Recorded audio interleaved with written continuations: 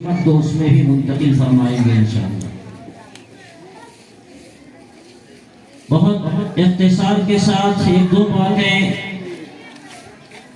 اس وقت ذہن میں ہیں جو آپ کے سامنے عرض کرنی ہے۔ سب سے پہلی بات تو یہ ہے کہ یہ قرآن اللہ رب العزت کا کلام ہے، اور جیسا کہ آپ اپنے اکابرین سے ابھی سماعت فرما چکے ہیں کہ اللہ تعالیٰ قرآن کریم کی حفاظت فرمائے گا۔ قرآن کریم سے پہلے بھی آسمانی کتابیں اس دنیا کے اندر اور بھی نازل ہوگی، صحیفوں کی شکل میں یا اور آسمانی کتابوں کی شکل میں۔ اللہ تعالیٰ نے زبور نازل فرمایا، انجیل نازل فرمایا، اور دوسرے صحیفے دیگر انبیاء کرام علیہ السلام کے اوپر اللہ تعالیٰ نے نازل فرمائے۔ لیکن جتنے انبیاء کرام علیہ السلام دنیا میں تشریف لائے، ان کی تعلیمات اب محفوظ نہیں ہے۔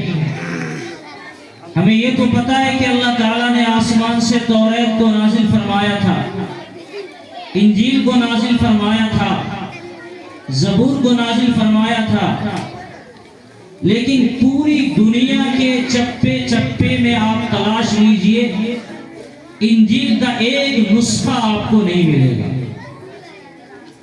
زبور کا یا توریت کا ایک نسخہ آپ کو نہیں ملے گا۔ یہ ہوائی فائرنگ نہیں ہے، بالکل پختہ اور یقینی بات ہے۔ اللہ تعالیٰ نے جس زبور کو نازل فرمایا، جس توریت اور انجیل کو نازل فرمایا، یا جو آسمانی دوسرے صحائف اللہ تعالیٰ نے نازل فرمائے، ان میں سے آج کوئی بھی باقی نہیں ہے۔ اور اگر کچھ باقی ہے، زبور کے نام پر کوئی نسخہ اگر آپ کو ملے گا، انجیل کے نام پر کوئی نسخہ ملے گا، تو یہ وہ آسمانی کتاب نہیں ہے جس کو اللہ تعالیٰ نے نازل فرمایا تھا۔ اصل کس زبان میں وہ کتابیں نازل ہوئی، اس کا بھی صحیح سے پتہ نہیں ہے۔ اب جو کچھ موجود ہے اس کا انگریزی ترجمہ یا دوسری زبانوں میں اس کا ترجمہ ہے، اور لوگوں کی بہت ساری باتیں ملائی ہوئی ہیں۔ اللہ کا پیغام لوگوں نے اس میں تبدیل کر دیا، رد و بدل کر دیا، اور ان مذاہب کے علماء نے، اس کے پاپاؤں نے اپنی طرف سے بہت ساری باتیں گزیر دی۔ صرف قرآن ایک اللہ رب العزت کا وہ واحد کلام ہے جس کی حفاظت کا وعدہ اللہ رب العزت نے اپنے ذمے لیا، اور قرآن نے اعلان کیا اِنَّا نَحْنُ نَزَّلْنَا الذِّكْرَ وَإِنَّا لَهُ لَحَافِظُونَ۔ قرآن کو ہم نے اتارا تو ہم ہی قرآن پاک کی حفاظت بھی کرنے والے ہیں۔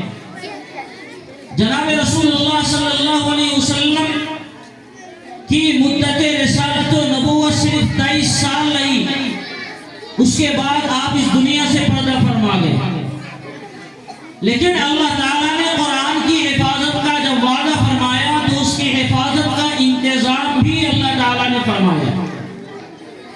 اس کی حفاظت کا انتظام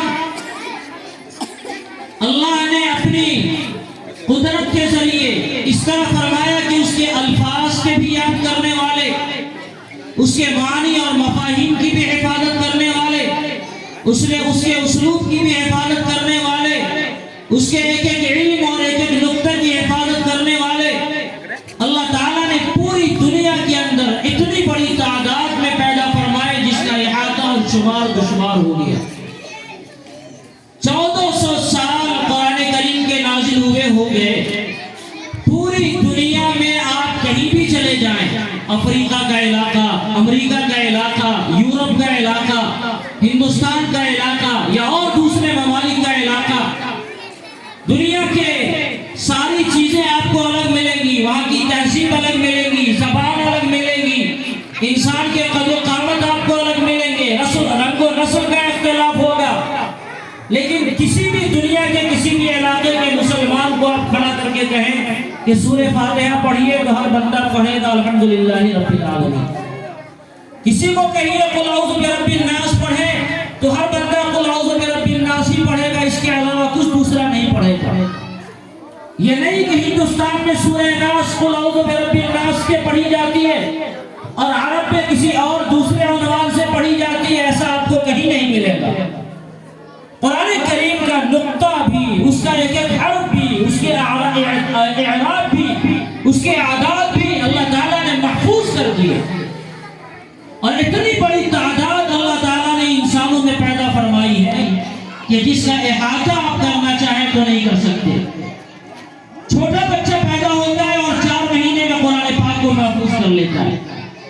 کوئی اللہ کا بندہ کھڑا ہوتا ہے 1 مہینے میں قرآن پاک کو محفوظ کر لیتا ہے۔ کوئی 10 دن میں آتا ہے پورا قرآن حافظ ہو جاتا ہے۔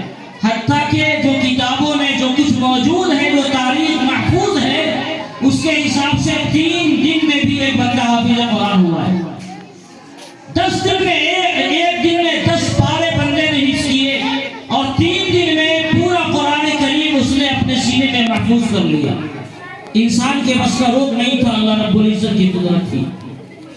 اور اس کے علاوہ اللہ تعالیٰ نے اس کے علوم کے ماہرین ایسے پیدا فرمائے کہ جس کا انتظام خود رب ذوالجلال نے اپنی قدرت سے اپنے کنٹرول میں لیا، اور اللہ تعالیٰ نے اعلان فرمایا، اللہ کے رسول صلی اللہ علیہ وسلم نے اعلان فرمایا، لا تزال طائفة من امتی منصورین علی الحق حتی یأتی امر اللہ۔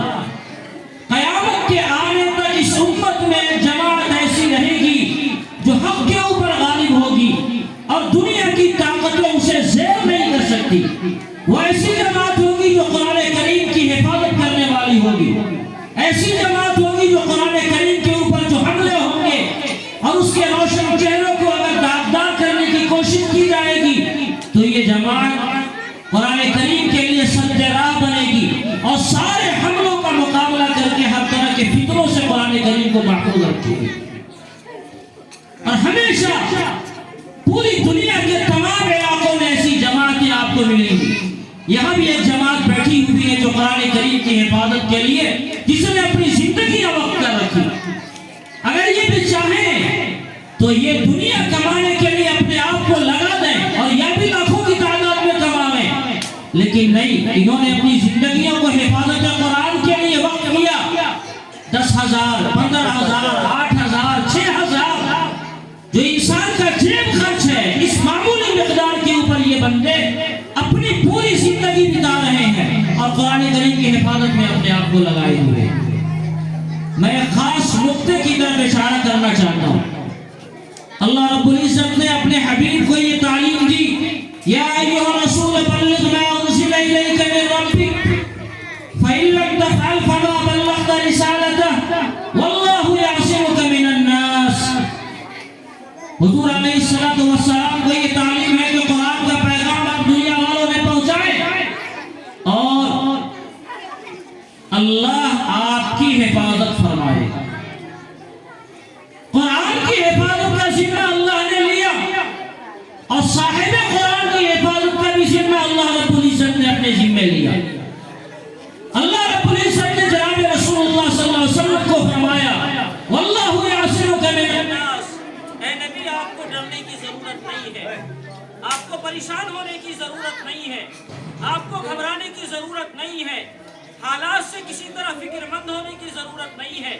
اے نبی، اگر دنیا میں کسی طرح کے حالات آتے ہیں تو آپ کو یاد رہنا چاہیے کہ ان حالات میں دنیا کی طرف سے آپ کو کوئی بال بیکا کرنا چاہے تو آپ کا بال بیکا نہیں کر سکتی، اللہ تعالیٰ آپ کی حفاظت فرمانے والے ہیں۔ ایک دو واقعہ اشاروں میں، ہجرت کی رات ہے اور قرآن کریم نے جو بیان کیا، کفار مکہ نے ساری تدبیریں کر دی تھی کہ چراغ نبوت کو آج بجھا دیا جائے، اور ایسی مضبوط پلانیں کی تھی کہ اللہ تعالیٰ نے اس کے بارے میں اعلان فرمایا، وَإِذْ كَانَ مَكْرُهُمْ لِتَزُولَ مِنْهُ الْجِبَالُ۔ انہوں نے اتنی تدبیریں کی تھی، ایسا مکر کیا تھا کہ ان کی تدبیروں کے سامنے پہاڑ بھی ٹل جائے، ہل جائے، لیکن اللہ نے اعلان فرما رکھا تھا کہ اللہ تعالیٰ آپ کی حفاظت فرمائیں گے۔ چنانچہ کیا ہوا، ہجرت کی رات حضور علیہ السلام کفار کے بھرے مجمع کے سامنے سے وہاں سے نکل گئے اور دنیا نے آپ کا ایک نکاح نہیں کیا. سب کی آنکھیں اللہ رب العزت نے ختم کر دی. سب کی صورتحال ختم ہو گئی. یہ صورتحال پیش آئی ہجرت کے وقت میں. حضور علیہ السلام جب جا رہے ہیں تو غار ثور میں آپ علیہ السلام نے قیام فرمایا. دشمن غار ثور کے دہانے پر آ گیا اور دہانے پر آنے کے بعد دشمن نے ایسی صورتحال ہوئی کہ سیدنا صدیق اکبر رضی اللہ تعالی عنہ جب انہوں نے دیکھا اوپر تو دیکھا کہ دشمن کے قدم نظر آ رہے ہیں. اپنے لیے نہیں بلکہ حبیب کائنات کے لیے گھبرا گئے اور عرض کیا یا رسول اللہ دشمن ہمارے سروں پر کھڑا ہے, اگر انہوں نے اپنے پاؤں کی طرف بھی دیکھا تو ہم پکڑے جائیں گے. مگر حضور علیہ السلام نے ارشاد فرمایا لا تحزن ان اللہ معنا, تمہیں گھبرانے اور پریشان ہونے کی ضرورت نہیں ہے, اللہ تعالی ہمارے ساتھ ہے. اس اطمینان کے ساتھ آقا صلی اللہ علیہ وسلم نے یہ اعلان فرمایا کہ جس کی کوئی حد نہیں ہے اور وہی ہوا اللہ نے آپ کی حفاظت فرمائی. اور آگے بڑھے ہیں لوگ دوڑتے ہوئے پورے علاقوں میں اونٹوں سے اور گھوڑوں سے دوڑ رہے ہیں تاکہ 100 اونٹ کا انعام حاصل کیا جائے, محمد اور اس کے ساتھی ابو بکر کو پکڑا جائے. سراقہ دوڑتا ہوا پتہ لگا لیا, حضور علیہ السلام کو پکڑنے کے لیے آگے بڑھا. کیا ہوا؟ جیسے وہ آگے بڑھتا ہے اللہ کے رسول کو پورا اطمینان ہے کہ اللہ تعالیٰ نے حفاظت کا وعدہ کیا تو اللہ حفاظت فرمائے گا. جب سراقہ آگے بڑھتا ہے تو اس کی سواری زمین پہ پھنسا دی جاتی ہے اور پھر آخر وہ وہاں سے ناکام ہو کر لوٹتے ہیں. انہوں نے حضور علیہ السلام کو دیکھ بھی لیا لیکن اللہ نے قدرت نہیں دی. اور پھر آقا علیہ السلام نے سراقہ سے فرمایا سراقہ میں تمہارے ہاتھوں میں کسرا کا کنگن دیکھ رہا ہوں. کیا ماجرا ہے یہ اس لیے ہے کہ اللہ تعالیٰ نے قرآن کے ساتھ صاحب قرآن کی حفاظت کا وعدہ فرمایا. آج کے حالات میں اس پیغام کو بہت یاد رکھنے کی ضرورت ہے. مسلمانوں نے جب قرآن کو اپنایا تھا تو نہ صرف اللہ تعالیٰ نے ان کی حفاظت فرمائی تھی بلکہ میگنیوں سے کھیلنے والے, اونٹوں کو چڑھانے والے اور دنیا جہاں میں جن کا کوئی نام و نشان نہیں تھا, جن کا کوئی مقام و مرتبہ نہیں تھا, دنیا نے دیکھا کہ وہ دنیا کے قائد بن کر ابھر گئے. اللہ تعالیٰ نے عرب اور عجم کو ان کے قدموں میں لا کھڑا کیا. صحابہ کرام رضوان اللہ تعالی علیہم اجمعین کی جماعت پورے عرب سے لے کر اسلام عرب کی عجم میں پھیل گیا اور ساری دنیا پر ان کی حکمرانی ہو گئی اور مسلمان کم و بیش کئی صدیوں تک ان کی اسلامی حکومت باقی رہی. لیکن پھر عروج کے بعد زوال آیا اور مسلمانوں کی حکومتیں دھیرے دھیرے ختم ہوتی چلی گئی اور پھر نوبت یہاں تک پہنچی ہے جو صورتحال آج ہمارے سامنے ہے. ہماری تعداد بڑی ہے, ہمارے پاس کئی ممالک میں حکومتیں بھی ہیں, لیکن جہاں ہماری حکومت ہے وہاں بھی اور جہاں ہماری حکومت نہیں ہے وہاں بھی کیا صورتحال ہے ہماری. یہ کوئی ڈھکی چھپی بات نہیں ہے. ہندوستان میں آپ کہیں گے کہ غیر بھائیوں کی حکومت ہے جس کی وجہ سے ہم پریشان ہیں, لیکن سعودی عربیہ میں کیا ہو رہا ہے, ملیشیا میں کیا ہو رہا ہے اور دوسرے مقامات پر کیا ہو رہا ہے. اسلامی حکومت تو وہاں بھی ہے, مسلمانوں کی حکومت تو وہاں بھی ہے, لیکن مسلمانوں کی کوئی اوقات وہاں بھی نہیں ہے. وَلَكِنَّهُمْ غُثَاءٌ كَغُثَاءِ السَّيْلِ, تمہاری تعداد بڑی ہوگی لیکن ان کی طاقت کا یہ حال ہوگا کہ سمندر کے جھاگ دیکھنے میں پہاڑ معلوم ہوتے ہیں لیکن وہ بے حیثیت ہوتے ہیں. یہ صورتحال پوری دنیا کے مسلمانوں کی ہے, چاہے وہاں اسلام کے نام پر کوئی حکومت قائم ہو یا نہیں ہو. یہ صورتحال کیوں پیش آئی؟ قرآن کریم کے اسی وعدے میں یہ صورتحال کا علاج مضمر ہے. اللہ تعالیٰ نے اپنے حبیب سے فرمایا تھا کہ قرآن کے پیغام کو عام کیجیے, اللہ یعصمک من الناس. مسلمانوں نے قرآن کے پیغام پر عمل کرنا بھی چھوڑ دیا اور اسے عام کرنا بھی چھوڑ دیا. اللہ تعالیٰ کی حفاظت کا جو وعدہ تھا صاحب قرآن کے لیے اس وعدے کو ہٹا دیا. اگر ہم چاہتے ہیں کہ حفاظت خداوندی کا وعدہ اسی طرح پورا ہو جو حضرات صحابہ کرام رضوان اللہ تعالی علیہم اجمعین کے زمانے میں پورے ہوتے رہے, تو مسلمانوں اگر شاعری کی زبان میں کہوں تو آج بھی ہمیں اور آپ کو قرآن کریم کو اسی طرح مضمونی سے پکڑنا ہوگا اس انداز میں پکڑ کر صحابہ کرام نے دنیا کو سر کیا تھا اور آخرت کی بلندی حاصل کی تھی. وہ زمانے میں معزز تھے صاحب قرآن ہو کر، اور تم خال ہوئے داری کے قرآن ہو کر. یہ صورتحال اس لیے پیش آئی کہ ہم نے قرآن کو چھوڑ دیا. جہاں سے اللہ نے ہماری حفاظت کا انتظام فرمایا تھا، ہم نے دنیا والوں کی دیکھا لے کے قرآن کو پس پش ڈال دیا. قرآن کے جو حقوق ہمارے ذمہ میں اللہ نے لگائے، قرآن کریم پر ایمان، قرآن پاک کی تلاوت، قرآن پاک کی تعلیم، قرآن پاک پہ تدبر، قرآن پاک کی تبلیغ، یہ قرآن کریم کے 5 بنیادی حقوق ہیں. آپ دلوں میں اپنے گریبانوں میں جھانک کر دیکھیے کہ اس میں کتنے حد پر ہمارا عمل ہو رہا ہے. ایمان کی صورتحال بھی وہی ہے، تلاوت کی صورتحال بھی وہی ہے، عمل کی صورتحال بھی وہی ہے. تدبر اور غور و فکر کے تو ہم قائل ہی نہیں ہیں، اور تبلیغ سے ہمارا کوئی تعلق نہیں ہے. تو جب قرآن کا کوئی حق ہم عمل نہیں کریں گے، اس کے حقوق کی ادائیگی نہیں کریں گے، تو آپ کو کیا سمجھ میں آتا ہے کہ اللہ تعالیٰ کی حفاظت کا وعدہ ہمارے لیے رہے گا، انتم الاعلون کا وعدہ ہمارے لیے رہے گا؟ بھول جائیے اس بات کو.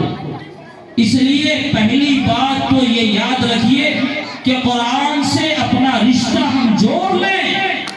حضرت مولانا خالد سیف اللہ صاحب رحمۃ اللہ برکاتہ نے یہ فرمایا کہ جنت کی لالچ میں نہ صحیح، کم سے کم اپنے آپ کو حفاظت اور قرآن کے خادم بنا کر اس لیے پیش کریں کہ ہمارے ذریعے قرآن کریم کی حفاظت ہوگی، اور اس لیے اپنے آپ کو تیار کریں اور کھڑے کریں کہ قرآن کریم کے محافظین میں ہمارا بھی نام ہوگا. یاد رکھیے قرآن کے محافظین میں اگر ہم آ گئے تو اللہ تعالیٰ قرآن کی طرح ہماری بھی حفاظت فرمائے گا انشاءاللہ. آخرت کے جو وعدے ہیں وہ تو برحق ہیں، وہ تو پورے ہو کر رہیں گے. ہم نے اگر اپنے آپ کو یہ تیار کر لیا کہ قرآن کی حفاظت میں ہماری زندگیاں صرف ہوں گی، تو کیا آپ یہ سمجھتے ہیں کہ اللہ آپ کو ضائع کر دے گا؟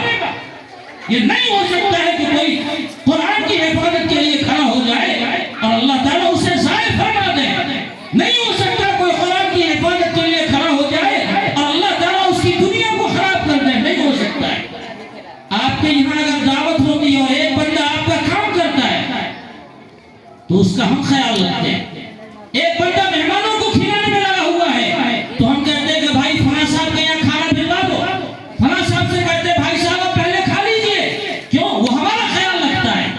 تو جب دنیا کی صورتحال یہ ہے کہ ایک آدمی 2 گھنٹے کے لیے آپ کی قربانی دیتا ہے آپ کے یہاں اور آپ کے مہمانوں کا خیال رکھتا ہے، تو آپ سب سے زیادہ اس کا خیال رکھتے ہیں، اس کے لیے کھانے کو پہلے نکال دیتے ہیں، اس کے گھروں پر کھانا بھیج دیتے ہیں. آپ کیا سمجھتے ہیں کہ قرآن کی حفاظت میں اگر آپ اپنی زندگی کو خرچ کریں گے، اپنی جان دیں گے، اپنے اوقات دیں گے، تو اللہ آپ کو ضائع کرے گا؟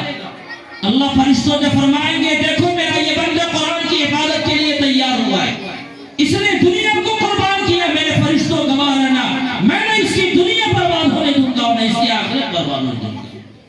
یہ اللہ کا وعدہ ہے اور یہ پورا ہو کر رہے گا. اور یاد رکھیے انسان جب پورے اخلاص کے ساتھ حفاظت قرآن کے لیے کھڑا ہوتا ہے تو یہ منبر رسول ہے. میں پورے اعتماد کے ساتھ یہ کہتا ہوں کہ اللہ تعالیٰ اسے دنیا میں بھی ضائع نہیں کرے.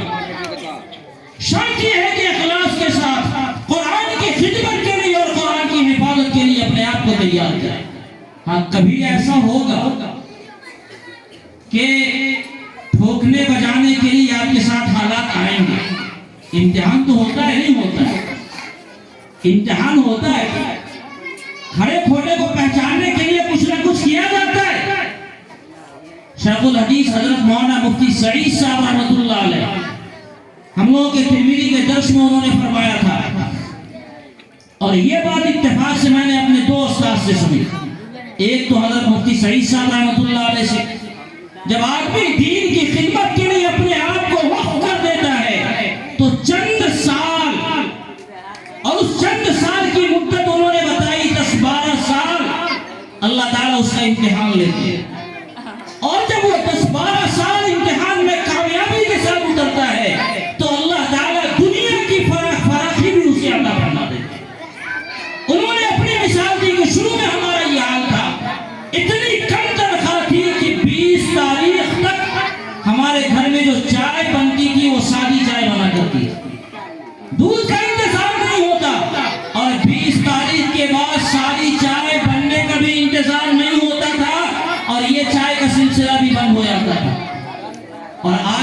دیکھیے ان کے یہاں کیا صورتحال ہے۔ پھر اللہ نے اتنی فراوانی عطا فرمائی جس کی انتہا نہیں، وہ مقبولیت عطا فرمائی جس کی انتہا نہیں۔ اور یہی بات ہم نے سنی عارف باللہ استاد گرامی حضرت مولانا اعجاز احمد اعظمی نور اللہ مرقدہ سے، انہوں نے بھی یہی فرمایا کہ اگر کوئی آدمی دین کی خدمت کے لیے اپنے آپ کو وقف کر دے گا، قرآن کی خدمت کے لیے اپنے آپ کو وقف کر دے گا، تو امتحان تو ہر جگہ ہوتا ہے۔ سونار کے یہاں بھی سونے کو آگ میں تپایا جاتا ہے، تب جا کے وہ زیور بنتا ہے، اسے ٹھوکا جاتا ہے، اسے بجایا جاتا ہے، اسے تراشا جاتا ہے۔ تو 10 سال تک اللہ تعالیٰ اس کا امتحان لیتے ہیں، اور 10 سال کے امتحان میں یہ دائیں بائیں نہیں دیکھا، کامیاب رہا، سر جھکائے دین کی خدمت میں لگا رہا، تو پھر اللہ تعالیٰ اسے خوشحالی عطا فرماتے ہیں۔ جسے تجربہ کرنا ہو تجربہ کر کے یہ دیکھیں، تو اللہ رب العزت دین کی حفاظت کرنے والے خادموں کو ضائع نہیں کرتا۔ یہ بات یاد رکھنے کی بھی ہے، اور پورے یقین اور اطمینان کے ساتھ اس کو اپنے گرہ میں باندھنے کی بھی ہے۔ یہ ہوائی فائد نہیں ہے، بڑے بڑوں کے تجربات ہیں، ان تجربات سے ہمیں فائدہ اٹھانا چاہیے۔ اپنے بچوں کو قرآن کریم کی حفاظت کے لیے پیش کرنا چاہیے۔ ہم سب طے کر لیں کہ ہمارا بچہ، ہمارے گھر میں کوئی بھی بچہ ہو، قرآن کریم کی حفاظت کے لیے اپنی زندگی وقف کرے گا، انشاءاللہ اللہ اس کی دنیا بھی ضائع نہیں فرمائے گا، اور آخرت تو اس کی آباد رہے گی ہی رہے گی۔ دوسری بات جس کی طرف مجھے اشاروں میں اشارہ کرنا ہے، وہ بات یہ ہے کہ یہ زمانہ قرب قیامت کا ہے۔ بڑے غور اور توجہ سے سنیے گا، شاید اس مجلس سے اس کا تعلق نہیں ہو، مگر بڑی تیزی سے یہ فتنہ بڑا آگے بڑھ رہا ہے۔ قیامت کی علامات میں سے اور قرب قیامت کے واقعات میں سے جو تفصیلات جناب رسول اللہ صلی اللہ علیہ وسلم نے پیش فرمائی، وہ قرآن و حدیث کے اندر بالکل سورج کی طرح چمک رہا ہے اور روشن ہے۔ اسی میں سے ایک تعلیم جو میں نے آپ کے سامنے دی کہ اللہ رب العزت نے قرآن کی حفاظت کا وعدہ فرمایا، تو میں نے اشارہ کیا کہ اللہ تعالیٰ ایک جماعت کو ہمیشہ پیدا فرماتے ہیں، جو جماعت دین پر آنے والے ہر فتنے کا مقابلہ کرتی ہے اور اس کے لیے ہمیشہ مستقل تیار رہتی ہے۔ اسی میں اللہ تعالیٰ، اللہ کے رسول نے ارشاد فرمایا کہ ہر صدی پر اللہ رب العزت ایک مجدد پیدا فرماتا ہے۔ اس کی تفصیلات اپنے علماء سے کبھی سنیے گا۔ سب سے آخری مجدد پیدا ہونے والے ہیں حضرت امام مہدی رضی اللہ تعالیٰ عنہ، جس کا نام ہم نے بارہا سنا ہے اور خوب سنا ہے، ان کے حالات بھی آپ حضرات شاید جانتے ہوں، سب سے آخری میں آنے والے ہیں۔ لیکن اس مہدی سے آنے سے پہلے دنیا میں ایسے بہت سے سرفراز لوگ پیدا ہوئے، اور شروع زمانے سے لے کر پیدا ہوئے اور آج تک پیدا ہوتے رہے ہیں، جنہوں نے اپنے آپ کو دنیا کی لالچ میں یا اپنی سرداری کو قائم کرنے کے لیے، کسی نے مسیح موعود کا دعویٰ کیا کہ میں ہی عیسیٰ علیہ السلام ہوں، کسی نے یہ دعویٰ کیا کہ میں ہی وہ مہدی ہوں جس مہدی کی بشارت جناب رسول اللہ صلی اللہ علیہ وسلم نے دی ہے۔ اور آج آپ کو یہ حیرت ہوگی، جہاں دنیا میں اور ایسے کذابین پیدا ہوئے، 2 بڑا فتنہ ابھی ہندوستان کے اندر ہی نہیں، ہمارے بہار کے اندر اور بہار کے بہت سے اضلاع کے اندر 2 بڑا فتنہ بڑی تیزی سے پھیل رہا ہے۔ پولیو کی 2 بوند کے طور پر حفظ ما تقدم، حفاظتی انتظامات کے لیے اس کو کان میں ڈال لیجئے، اور یاد رکھیے اگر کوئی بھی بندہ آپ کے عقیدے کو اور آپ کے ایمان کو گڑبڑانے کے لیے آئے گا تو اس کا منہ توڑ جواب دیجیے گا۔ حضرت مہدی رضی اللہ تعالی عنہ پیدا ہوں گے، ان کا تعلق جناب محمد رسول اللہ صلی اللہ علیہ وسلم کی نسل سے ہے۔ ان کا نام، ان کے والد کا نام، ان کی والدہ کا نام، ان کی شکل و صورت، کیا حالات ان کے ساتھ ہوں گے، کب ان کا ظہور ہوگا، کہاں ظہور ہوگا، کیا حالات ہوں گے، یہ ساری تفصیلات اپنی جگہ بالکل پائی ڈاٹا رکھتی ہے۔ اب آپ کے سامنے خدا نخواستہ کوئی جھوٹا آ کر کہے کہ میں ہی مہدی ہوں، تو آپ اس کا نام پوچھئے تمہارا نام کیا ہے، اور حضرت مہدی کا نام معلوم کیجئے ان کا کیا ہے۔ 50 نمبر ہیں، نمبر ملائیے، ہر ایک نمبر میں اگر وہ مل رہا ہے اور فٹ ہو رہا ہے تب تو ٹھیک ہے کہ یہ صاحب مسیح موعود ہیں یا مہدی ہیں، لیکن اگر پہلے ہی دوسرے نمبر پر فیل ہو جائے تو اسے خبردار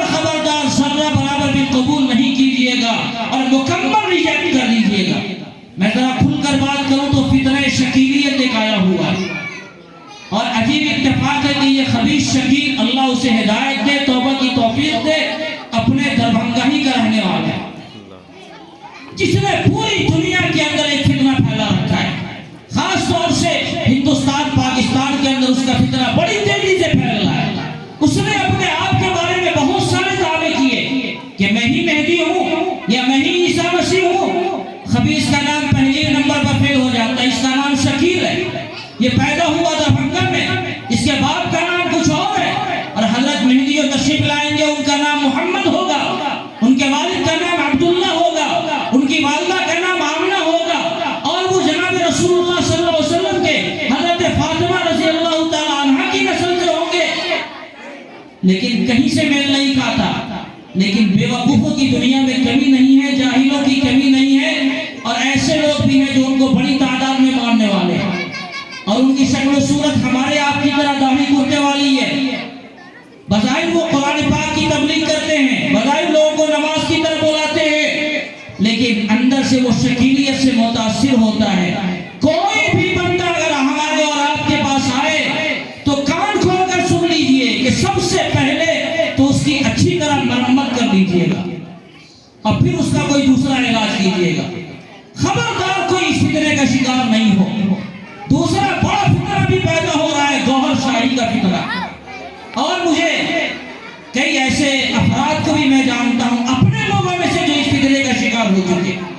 گوہر شاہی کا جو فتنہ ہے، وہ بندہ کہتا ہے کہ فلاں بندہ رب الارباب ہے، وہ خداؤں کا خدا ہے، نعوذ باللہ، اور اگر وہ چاہے تو خدا کی خدائی کو تحلیل کر سکتا ہے۔ اتنے ناپاک دعوے اور اتنے بڑے بڑے دعوے، لیکن اس گاؤں میں اسے بتانے کی ضرورت اس لیے نہیں پیش آ رہی کہ یہاں یہ فتنہ موجود ہے۔ ہمارے جو نوجوان دلی بمبئی میں کام کرتے ہیں، جو سیدھے سادے ہیں، جو دینی لائن سے پڑھے لکھے نہیں ہیں، جو دنیاوی لائن سے جنہوں نے پڑھی ہے یا جاہل ہیں، وہ ایسے لوگوں کو یہ لوگ اچکتے ہیں، کچھ پیسے کی لالچ دیتے ہیں، کچھ اور کوئی لالچ دیتے ہیں، اور ایسے لوگوں کو ورگلا کر سب سے پہلے اسے علماء سے کاٹنے کا کام کرتے ہیں۔ ان سے یہ کہا جاتا ہے کہ ان باتوں کو اگر تمہیں پوچھنا ہے تو ہمارے عالم سے پوچھنا، اپنے کسی علماء سے، کوئی مولانا صاحب سے، کوئی مفتی صاحب سے یا اور کسی صاحب سے اس چیز کا کوئی تذکرہ نہیں کرنا۔ میرے پاس ایک بندہ آج سے چند سال پہلے لایا گیا، اس سے جب میں نے بات کی آپ کو حیرانی ہوگی، 3 گھنٹے میں مستقل اس خبیث کو سمجھاتا رہا، اس بندے کو سمجھاتا رہا، اور ٹس سے بس نہیں ہوا کہ میں اپنے عالم سے پوچھوں گا تب آپ کو جواب دوں گا۔ جاہل قسم کا، نام لکھنا نہیں آتا ہے، لیکن بہرکیف جب میں نے اسے بہت سمجھایا، مختلف طریقوں سے سمجھایا، اللہ تعالیٰ نے اسے ہدایت دی تو دوبارہ ایمان لایا۔ یعنی ایک جاہل بندہ ہے، اور مجھ جیسے کچھ کم پڑھے لکھے لوگ اسے 3 گھنٹہ سمجھا رہے ہیں، حضرت مہدی کی علامات بتلا رہے ہیں، شکیل کا بایو ڈاٹا دے رہے ہیں، دونوں کو ملا کر مقابلہ کروا رہے ہیں کہ ذرا کہیں سے مقابلہ کر کے بتاؤ، کسی بھی کتاب کی کسی بھی روایت میں دکھلا دو، کہیں سے بھی کوئی نشانی بتا دو۔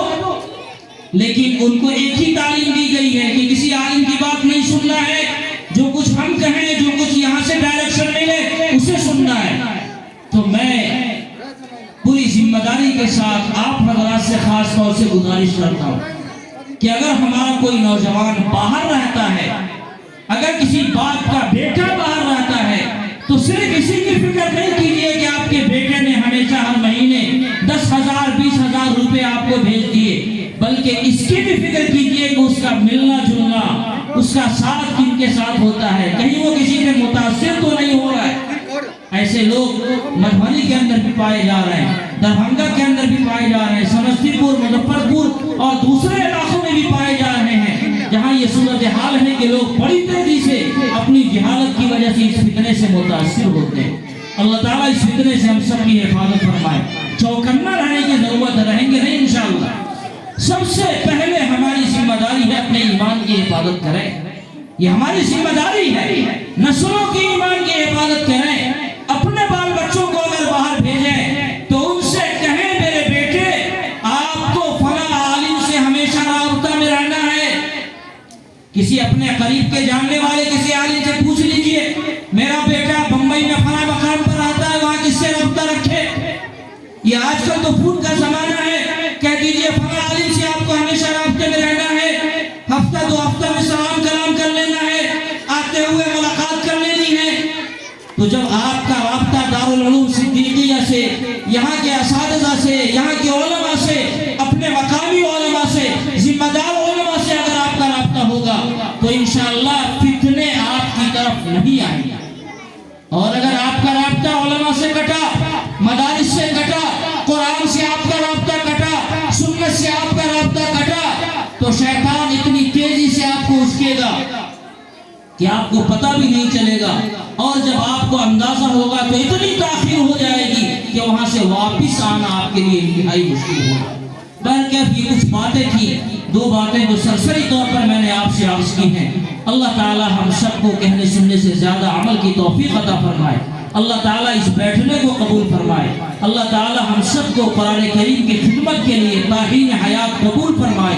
آخری سانس تک اللہ تعالیٰ ہم سب کو دین کی خدمت ہم سب سے لیتا رہے اور ایمان پر ہم سب کا خاتمہ نصیب فرمائے۔ آمین و آخر دعوانا ان الحمد للہ رب العالمین۔